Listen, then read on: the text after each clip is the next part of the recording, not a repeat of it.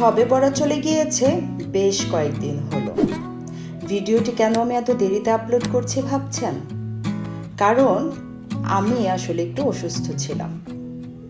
আপনারা যারা আমাকে ফলো করেন তারা আমার কমিউনিটিতে দেখেছেন হয়তোবা, আমি কিন্তু আপনাদেরকে জানিয়েছি আমি ছিলাম কোভিড পজিটিভ। যাই হোক, আল্লাহ তাআলার অশেষ রহমতে এখন আমি সুস্থ আছি। সো আমি ভাবলাম যে এই ভিডিওটি আসলে আমার করা আছে সেটি একটু দেরিতে হলেও কেননা আপনাদের সাথে শেয়ার করি। হ্যালো, আসসালামু আলাইকুম, আমি সাদিয়া। আপনাদের সবাইকে স্বাগত জানাচ্ছি আমার ইউটিউব চ্যানেল স্পাইসি সাদিয়াতে আবারও একবার। আশা করি যে যেখানে আছেন সবাই খুব খুব ভালো আছেন।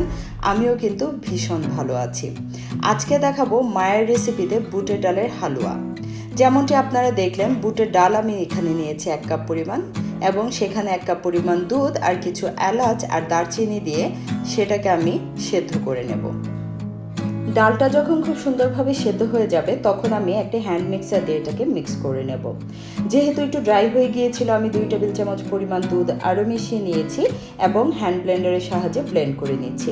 আপনারা যদি চান শিলপাটা বেটে নিতে পারেন অথবা যে কোনো একটি মিক্সার দিয়ে মিক্স করে নিতে পারেন, যেমনটি আপনাদের ইচ্ছে।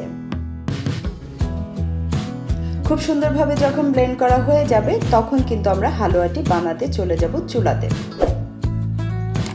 এই যে আপনারা ঠিক যেমনটা এই অবস্থায় দেখতে পাচ্ছেন, আমার কিন্তু ব্লেন্ড করা শেষ হয়ে গিয়েছে। একদম মিহি ব্লেন্ড করতে পারেন অথবা একটু যদি দানাদার আপনারা চান সেরকমভাবেও রাখতে পারেন।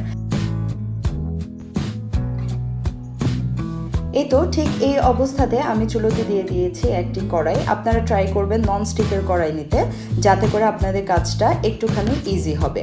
হালুয়া তো আসলে বানানো অনেক কঠিন, হাতের অনেক কাজ থাকে, হাত নাড়তে হয়। তার উপর থেকে যদি ননস্টিকের কোনো পাত্র না হয় তাহলে নিচে থেকে একটা লেগে যাবার ভয় থাকে, তখন কিন্তু কষ্টটা আরেকটু বেশি হয়। সেই জন্য আমি বললাম ননস্টিকটা আপনারা প্রেফার করবেন। এই তো আমি এখানে ঘি দিয়ে দিয়েছি পর্যাপ্ত পরিমাণে। আপনারা এটা হেলথ কনসিয়াসনেস আপনারা যেভাবে চান আপনারা ততটুকু পরিমাণ ঘি দিবেন। আমি শুধু ঘিতে হালুয়াটা করলে আমার বেশি ভালো লাগে, আমার মাও তাই করতেন, যেই কারণে আমি পুরো ঘিতেই হালুয়াটা আজকে বানাবো।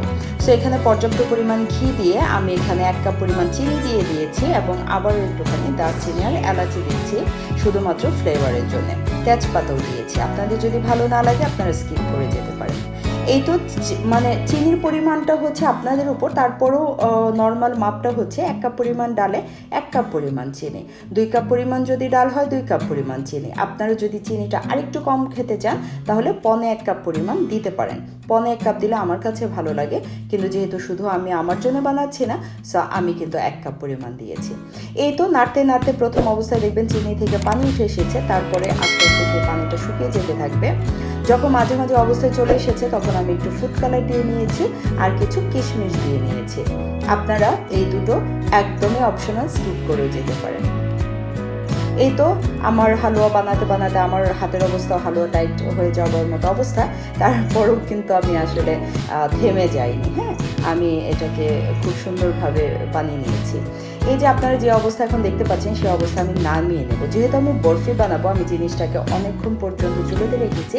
আপনারা যদি বরফি হিসেবে না খেতে চান, চামিচ দিয়ে এমনিতে উঠিয়ে খেতে চান, তাহলে আমি যে অবস্থায় নামিয়েছি তার থেকে 2-4 মিনিট আগে আপনারা নামিয়ে ফেলতে পারেন। এই তো মিডিয়াম আঁচে আমি সুন্দর করে নাড়তে হালুয়াটা বানিয়ে রেডি করে ফেললাম। এখন উপর দিয়ে একটুখানি বাদামের কুচি দিয়ে দিচ্ছি। আপনারা এখানে পেস্তা বাদাম, কাঠ বাদাম, যে কোনো বাদাম আপনারা ব্যবহার করতে পারেন, অথবা বাদামে যদি অ্যালার্জি থাকে স্কিপও করে যেতে পারেন। এই তো রেডি হয়ে গেল আমার বুটের ডালের হালুয়া আমার মায়ের রেসিপিতে। সো আমি এটাকে যখন একটু নরম অবস্থায় ছিল তখন আসলে একটি চাকু দিয়ে কেটে নিয়েছি। আপনারাও তাই করবেন, কারণ যখন জমে যাবে তখন কিন্তু কাটাটা একটু ডিফিকাল্ট হতে পারে। তারপর আমি আগে যে কেটে রেখেছিলাম যখন ঠান্ডা হয়ে গিয়েছে তার উপর দিয়ে আবার একটু চাকুটা ঘুরিয়ে নিচ্ছি, যাতে করে আমার এখন সার্ভ করতে সুবিধা হয়। আমার কাছে খেতে তো বুটের হালুয়া খুবই ভালো লাগে।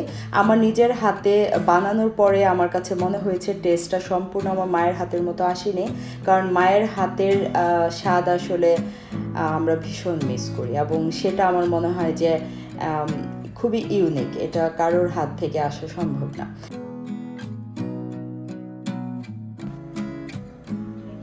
এই ছিল আমার আজকের রেসিপি। নতুন এবং পুরনো যারাই আমার ভিডিওটি আজকে দেখছেন আপনাদের সবাইকে অনুরোধ রইল আমার চ্যানেলটিকে সাবস্ক্রাইব করে সাবস্ক্রিপশনের পাশে থাকা বেল আইকনটি প্রেস করে দেবেন, তাহলে আমার সকল নতুন নতুন ভিডিওর নোটিফিকেশান আপনার কাছে পৌঁছে যাবে সবার আগে। সবাই খুব ভালো থাকবেন, সুস্থ থাকবেন, সুন্দর থাকবেন। আমি আশা করব আমার চ্যানেলের সাথেই থাকবেন। আল্লাহ হাফেজ।